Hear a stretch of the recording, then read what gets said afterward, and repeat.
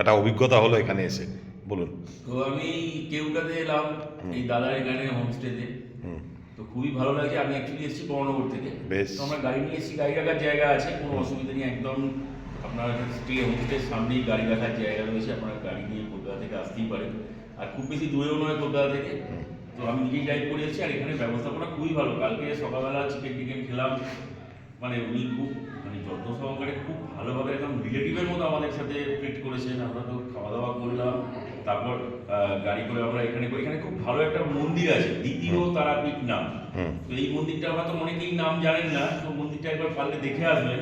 মানে তারাপীঠের আদলে তৈরি, একদম দারুণ, মানে ওভারঅল খুব সুন্দর লেগেছে। ওই মন্দিরটা দেখে আসবেন।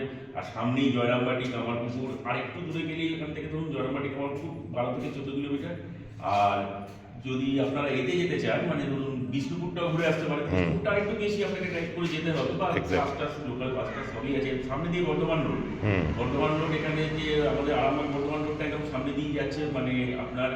মানে আপনারা মনে করলে মানে এতেও পাবলিক ট্রান্সপোর্টও আসতে পারেন। এখানে হোমস্টে খুবই ভালো। সবচেয়ে বড় কথা, গ্রামের পরিবেশ, তো গ্রামের পরিবেশে মানে একদম ওভারঅল ভেরি গুড, মানে ভালো লেগেছে। We are very happy. Thank you, thank you দাদা। ভালো থাকবেন। আর দাদাও আছে, থ্যাংক ইউ দাদা খুবই যত্ন সহকারে আমাদের ট্রিট করেছেন। ওকে, থ্যাংক ইউ।